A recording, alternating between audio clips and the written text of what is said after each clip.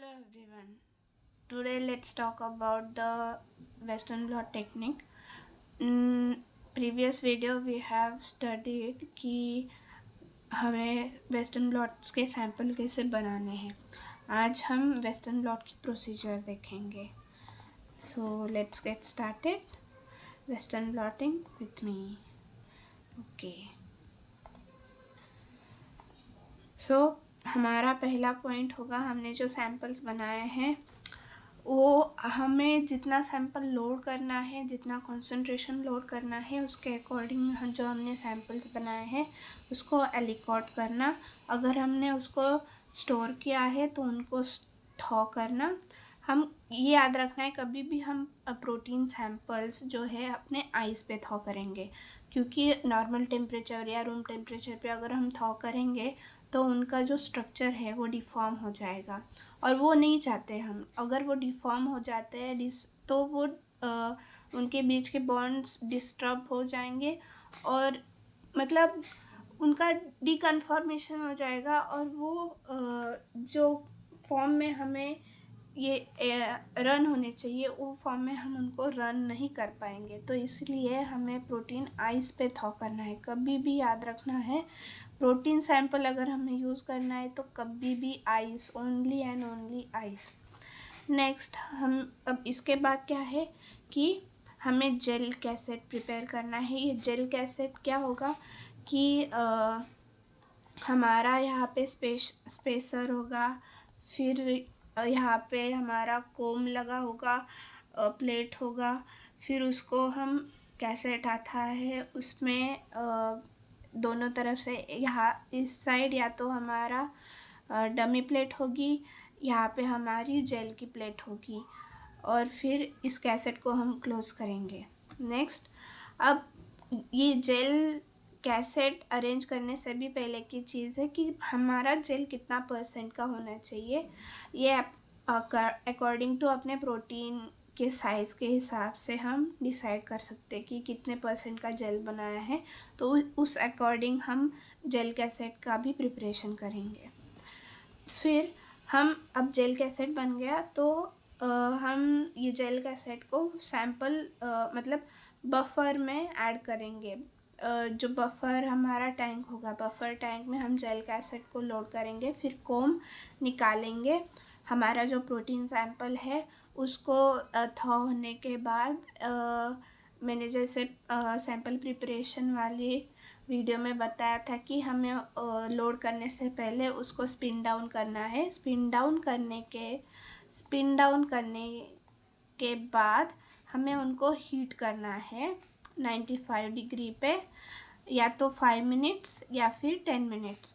Heat करने के बाद जब हम इसको लोड करेंगे, लोड करने से पहले भी उनको वापस स्पिन डाउन करना है. Spin down is very necessary, नहीं तो हमारा जो प्रोटीन हम जितना कंसंट्रेशन लोड करना चाहता है वो लोड ही नहीं होगा, क्योंकि हमारा प्रोटीन फिर वॉल्स ऑफ द एपेंडोफ पे रह जाएगा कुछ कंसंट्रेशन पे, तो हम उसको कंक्लूड नहीं कर पाएंगे. इसकी वजह से spinning down is very necessary. अब सैंपल लोड होने के बाद क्या करेंगे, हम उसको कैसेट को पावर बैंक के साथ जोड़ देंगे. अब ये डिफ़र करेगा, अगर आपको 90 वोल्ट पे रखना है तो 90 वोल्ट पे रख सकते हो, 120 पे रखना है तो 120. अगर 90 वोल्ट पे कब रखेंगे, जब आपका प्रोटीन का साइज़ स्मॉल है, स्मॉल साइज़ का प्रोटीन होगा तो उसको 90 वोल्ट पे रखेंगे. पर अगर हम बिग साइज़ मतलब समझो हमारे पास 150 से लेके लैडर कितना होता है 25 तक का है, तो इस लैडर के हिसाब से हम देख सकते हैं कि हमारा लैडर क्यों यूज़ करते हैं कि हम प्रोटीन्स को विजुअलाइज कर सके, प्रोटीन सैंपल्स का जो मॉलिक्यूलर वेट है वो हमें पता लग सके. ठीक है, तो लैडर हमारा इतने तक का होता है. अगर 25, 50, 38, 40 ऐसा हमारा प्रोटीन का साइज़ है तो हम 90 वोल्ट पे चला सकते हैं, क्योंकि तो वो अच्छे से रिजॉल्व होगा. अगर 120 या 150 ऐसा हमारा प्रोटीन साइज़ है तो हम उसको 120 वोल्ट पे भी चला सकते हैं अकॉर्डिंग टू योर कन्वीनियंस. तो ये हम पावर बैंक कनेक्ट करने के बाद उसको ऑन करके रख सकते हैं। अब मैं यहाँ पे ये भी बता देती हूँ कि 90 वोल्ट पे अगर हम चलाते हैं पूरा, कैसे मतलब ये रन होने देते हैं, तो हमें लगता है करीब करीब 1.5 घंटा या 1.5 से 2 घंटा। पर अगर हम 120 पे चलाते हैं तो हमें लगता है ज़्यादा से ज़्यादा 1 घंटा या आधा घंटा।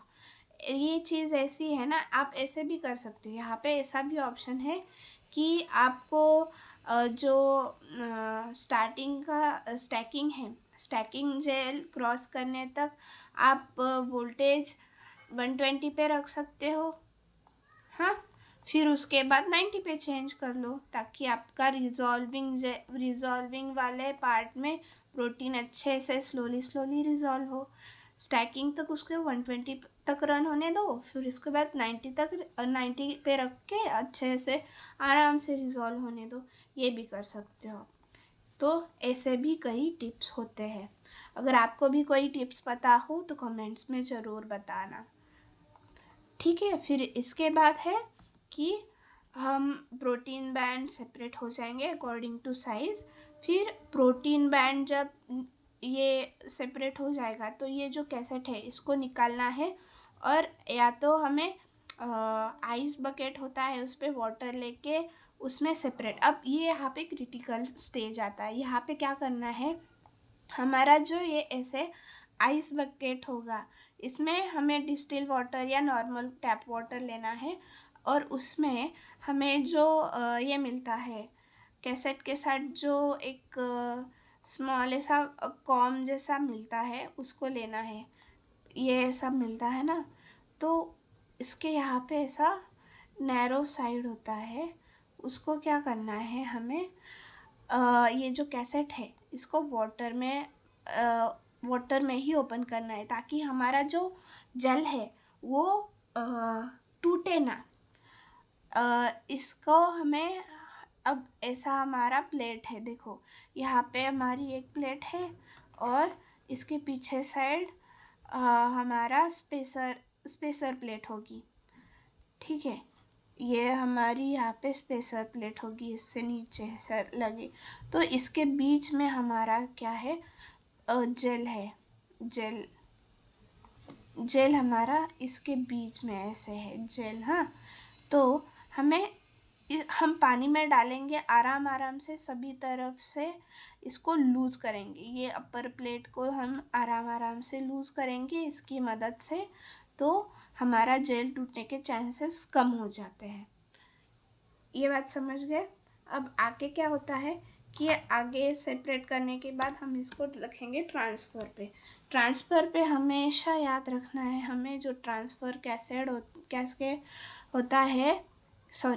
होता है उसकी ब्लैक साइड पे हमारा जो होगा जेल फेसिंग होगा। ब्लैक साइड पे हमेशा याद रखना है जेल फेसिंग होगा। जेल मतलब ये अगर ब्लैक साइड है तो समझो ऐसा है, ये ब्लैक साइड है हमारा, ये ब्लैक साइड है।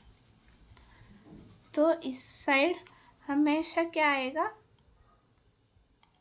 जेल आएगा। जेल में वाइट पे नहीं आ रहा।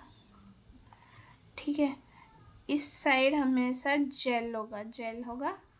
ठीक है, और जो वाइट या ट्रांसपेरेंट साइड होती है, ट्रांसपेरेंट साइड, अब जैसे पर्पल से देखते हैं। हाँ, ट्रांसपेरेंट साइड हमारी हमेशा क्या होगी,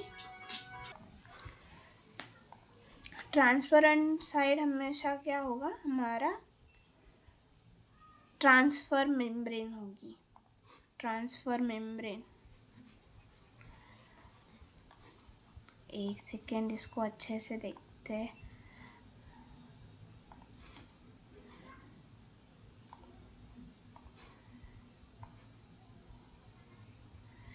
ये रही हमारी ट्रांसपेरेंट साइड। इस साइड हमेशा क्या फेस करेगा, इस साइड हमेशा ट्रांसपेरेंट मेम्ब्रेन TM लिख देते हैं हम यहाँ पे। ट्रांसपेरेंट मेम्ब्रेन फेस करेगा और ब्लू साइड हमारा हमेशा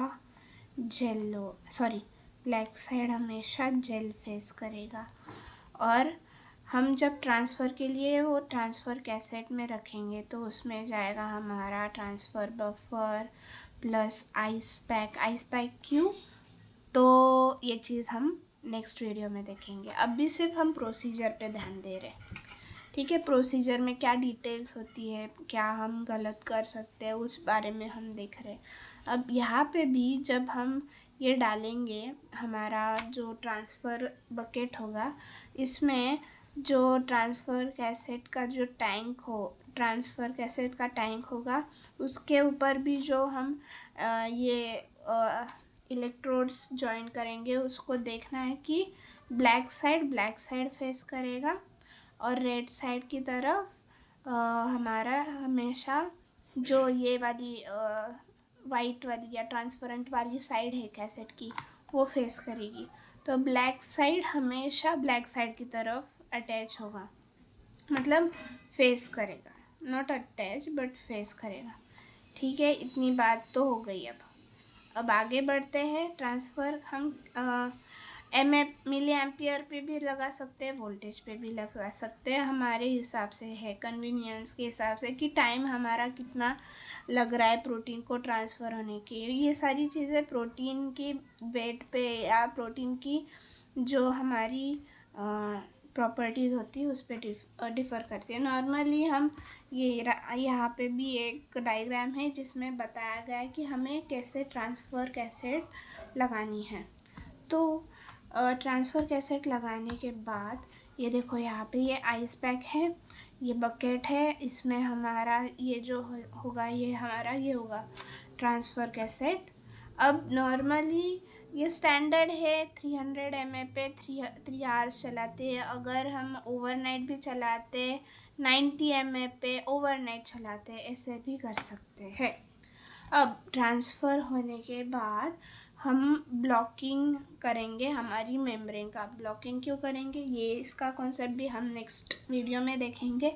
ब्लॉकिंग होने के बाद हमारा सॉल्यूशन किस में बना के क्या होगा ब्लॉकिंग सॉल्यूशन, तो 5% स्किम्ड मिल्क होगा और वो बनाएंगे हम PBST में। ब्लॉकिंग के लिए आप अपने हिसाब से रख सकते हो, ब्लॉकिंग 24 घंटे तक रख सकते हो, मतलब उसका मैक्सिमम इंक्यूबेशन हम कह सकते हैं कि 24 आवर्स और मिनिमम 1 आवर के लिए तो रखते हैं। फिर इसका कॉन्सेप्ट भी हम देखेंगे नेक्स्ट वीडियो में। फिर आता है हमारा ब्लॉकिंग के बाद अगेन वॉशिंग हम करेंगे 3 टाइम्स वॉशिंग करेंगे with PBST। Each time 5 minutes, each wash is of 5 minutes, 3 times wash करेंगे। फिर वॉश करने के बाद अब आती है एंटीजन एंटीबॉडी रिएक्शन की। तो हमारी मतलब एंटीबॉडी इंक्यूबेशन होगा यहाँ पे। तो यहाँ पे प्राइमरी एंटीबॉडी इंक्यूबेशन, ये दो क्यों है, तो यहाँ पे हम मेम्ब्रेन को कट क्यों करेंगे कि हमारे ये हमारा प्रोटीन ऑफ इंटरेस्ट का प्राइमरी एंटीबॉडी इंक्यूबेशन होगा। यहाँ पे हमारे लोडिंग कंट्रोल का होगा। लोडिंग कंट्रोल और प्रोटीन ऑफ इंटरेस्ट दोनों का कई बार primary antibody incubation time different होता है। तो और कई बार हमारी प्राइमरी एंटीबॉडीज़ भी कम कंसंट्रेशन में होती है, तो इसकी वजह से वो अच्छे से कभी पूरे मेम्ब्रेन, अगर हमारी मेम्ब्रेन बड़ी हो तो पूरे मेम्ब्रेन में इक्वली बाइंड नहीं हो पाएगी। तो इसके लिए हमारा जब कंसंट्रेशन प्राइमरी एंटीबॉडी का लो होता है तो हम उसको कट करके दोनों को अलग करके फिर इंक्यूबेट करते हैं। अब प्राइमरी एंटीबॉडी इंक्यूबेशन होने के बाद अगेन वॉशिंग है हमारा, वो भी 5 मिनट्स का 3 टाइम्स ईच, वो भी PBST के साथ। अब वॉशिंग करने के बाद हमारा आता है सेकेंडरी एंटीबॉडी इंक्यूबेशन। यहाँ पे भी अगर हमने कट किया हो तो दोनों को डिफरेंटली इंक्यूबेट करना है और वो भी इनका इंक्यूबेशन टाइम अलग होता है। अब इसके बाद अगेन वॉशिंग है हमारा PPST के साथ 5 मिनट्स का 3 टाइम्स का, और फिर हम करेंगे data assessment. So this was the overall process of western blotting. कोई अगर चीज़ मेरे से रह गई हो तो कमेंट्स में बता देना, कुछ एडिशन या कुछ टिप्स हो तो कमेंट्स में बता देना. That's all. Thank you.